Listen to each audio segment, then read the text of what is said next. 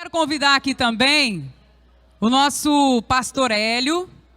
Pastor Hélio, ele fez um livro da história aqui do presbiterianismo no estado de Goiás.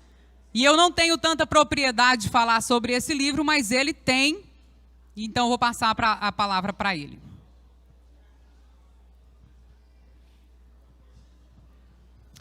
Irmãos, boa noite. Eu vou tentar ser rápido aqui. Quando eu comecei o meu mestrado em 1998, a minha primeira aula foi com o Dr. Augusto Nicodemos. Ele ministrou uma matéria sobre história da hermenêutica. Aí ele pegou a apostila dele e colocou em cima da mesa, a apostila dele caiu. Ele diz: nenhum livro que não fique em pé sozinho é digno de respeito.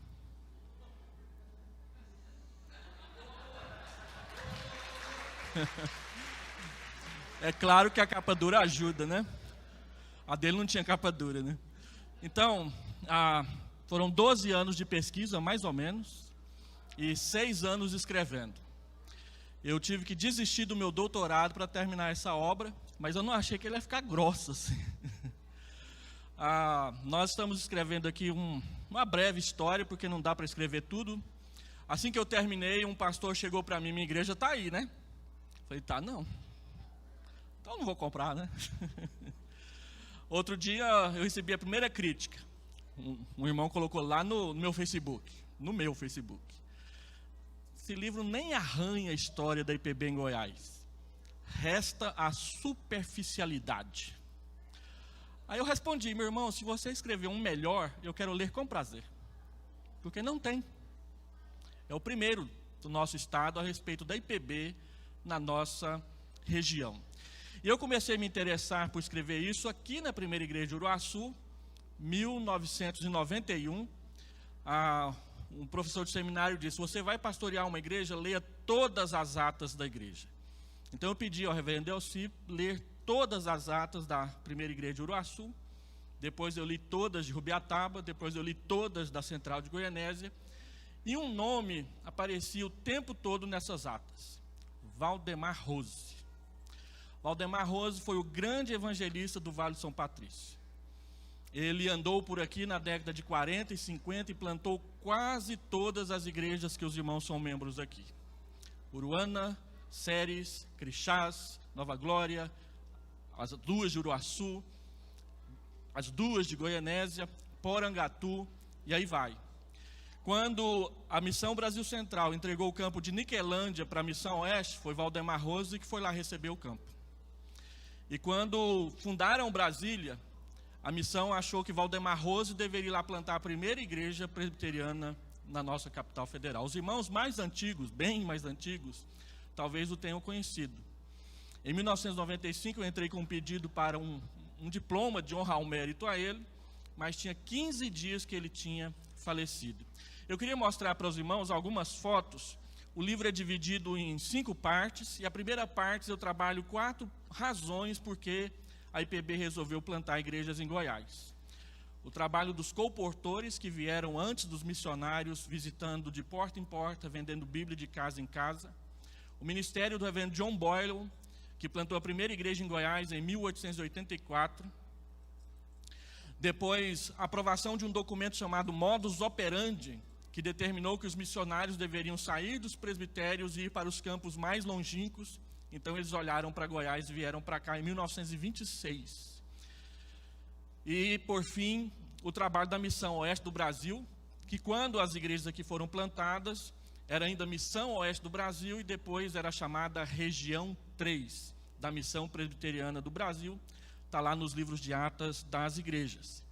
E, fazendo a pesquisa, eu entrei em contato com o Robert H. Kamenisch, o filho do Robert C. Kamenisch, que era o autor dos projetos desses templos com a torre no formato de agulha.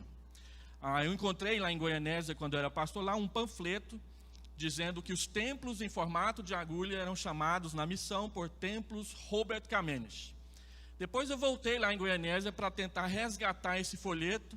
Já tinha virado cinza em alguma fogueira que fizeram por lá. Não deu mais para achar. Mas ele me mandou uma um envelope com vários relatórios do pai dele, do tempo que trabalhou aqui, e muitas fotos. E eu queria mostrar algumas dessas fotos, poucas, aqui para os irmãos, porque eu escolhi só as daqui da região. Pode passar? Essa é o mapa da entrada da IPB em Goiás. Numa outra palestra eu falo para vocês. Pode passar.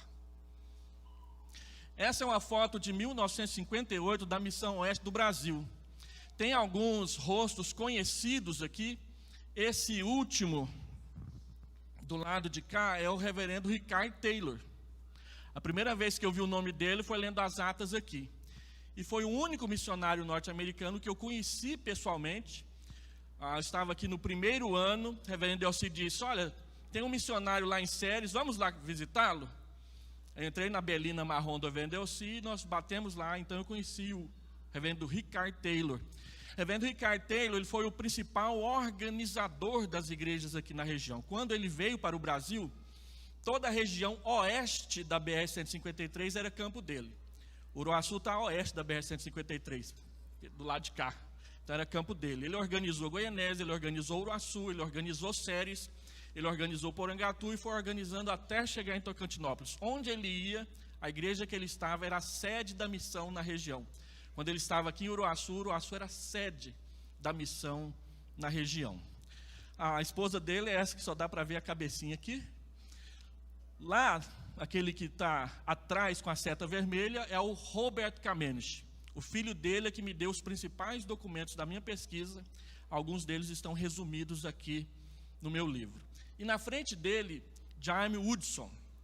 Jaime Woodson foi o pastor que teve a ideia de trazer evangelistas para trabalhar em Goiás. Vários deles, formados no IBEL, vinham trabalhar em Goiás. Muitos casais se formaram assim. E atrás dele, então, o Robert Kamenisch. Nós sempre líamos que em 1964, a SAF da PCUS, Estados Unidos, todos os anos ela fazia uma oferta e mandava para o campo missionário. Em 1964, elas escolheram o Brasil. E esse dinheiro dessa oferta foi todo empregado na chamada BR-14, que era o nome antigo da BR-153. A gente ouvia falar dessa oferta, mas não sabia como que ela foi gasta aqui no Brasil. Então, um dos documentos que ele me enviou foi o relatório da BR-14, descrevendo cada uma das igrejas que eles construíram com o dinheiro dessa oferta. Uruaçu foi um deles. As duas de Uruaçu foram delas. E no relatório ele diz assim: em Uruaçu nós arriscamos o nosso pescoço, porque a gente não sabia para que lado que a cidade ia crescer. Então resolvemos fazer 2 templos, um do lado de lá e outro do lado de cá, as 2 igrejas. E ele escreve o seguinte: a primeira capela construída foi a de Mara Rosa. Nós temos um carinho especial por essa capela. Eu posso estar enganado, mas parece-me que de todas as igrejas, até hoje, Mara Rosa é a única que não foi organizada em igreja independente. Mas foi a primeira construída com o dinheiro dessa oferta. Séries, aquele templo majestoso, foi construído em parte com o dinheiro dessa oferta. Ele foi só inaugurado em 65, quando a oferta chegou. Pode passar a próxima? O templo de Séries, todo mundo conhece, é um dos templos mais bonitos da nossa região. O próximo. Essa é uma foto da Igreja Central de Uruaçu, da primeira de Uruaçu, 1960. Tirada do avião quando ele estava chegando para visitar o campo. A próxima. Rialma. Em Rialma eles disseram que a igreja não sabia que poderiam ter um templo tão bonitinho, né? A próxima. Essa foto ela é antológica. Esse é o templo de Formoso, construído na década de 60. Até hoje a cidade parece que é desse tamanho, né? Mas, se vocês observarem, quando o templo foi construído não tinha quase nada. Era a maior construção da cidade. Quando eles foram colocar a agulha lá em cima, a torre, na região, era aquela região da revolta do Araguaia. Ela vinha até Formoso. A cidade fez um levante e proibiu os missionários de levantar a torre, porque disseram que era uma antena de rádio para avisar os imperialistas norte-americanos sobre o Brasil. E aí a igreja ficou sem torre um bom tempo até acabar esse movimento socialista lá na região. A próxima. O templo de Porangatu, que já não existe mais, tem um bem maior no lugar, né? E ali do lado, volta essa aí, por favor. A gente não sabe que templo é esse. Alguns falam que é Palmital. Mas se você for da época e se lembrar, eu gostaria muito de identificar esse templo construído na década de 60, aqui na região do Vale de São Patrício. A próxima. Eu coloquei uma lista das 70 primeiras igrejas organizadas e destaquei as igrejas aqui da região. Séries foi a 5ª igreja organizada em Goiás. Depois, aqui embaixo tem Nova Glória, em 67. Goianésia está um pouquinho na frente dela, a central. E descendo, o Crixás, em 70. Bairro Carrilho, em 71. A 27ª foi a primeira igreja de Uruaçu, em 74. E aí vem, andando, eu fiz a obra até 1984. Essas são as últimas. Muito obrigado. Meus irmãos, o que a gente aprende com uma pesquisa como essa? A gente vê o trabalho que eles realizaram, o tamanho, a envergadura, o projeto, o investimento e o que eles deixaram para nós fazer. Lá em Goianésia, debaixo daquele templo, tem umas vigas que foram escondidas lá debaixo do alicerce. Eles deixaram todo o alicerce pronto, do que eles queriam construir para frente. Está lá, debaixo do templo lá. Tem até uma ondulaçãozinha assim, que é para esconder uma viga que estava esperando uma construção maior em cima dela. No histórico da igreja de Goianésia, da Central, eles diziam até o que eles queriam fazer para frente. E lá tem um relato assim: nós queríamos colocar uma congregação bem no entroncamento da BR-080 com 2 irmãos. Esse trecho foi asfaltado não tem nem 20 anos. Mas eles já projetavam essa ideia lá em 60, que até hoje não foi concretizada. A gente olha para eles e olha para nós, é claro que eles eram movidos a dólar, né? E nós ao nosso dinheiro. Mas eles deixaram algo muito grande, muito importante, bem feito na nossa região, quando nem estrada tinha. Eles chegaram antes da BR-153. Em 1942, Valdemar Rose foi a Goianésia e só tinha 3 casas com telhado de folha de palmeira. Quando ele esteve aqui em Uruaçu, era mais ou menos isso, lá em 1948. E Porangatu em 1954. E tudo no lombo do cavalo. Valdemar Rose, ele escreveu o seguinte para a professora dele do IBEL. Em 1938, a senhora me chamou para vir estudar no IBEL. Venha para assistir a conferência e fique para fazer o curso. Eu fui, assisti a conferência e fiquei.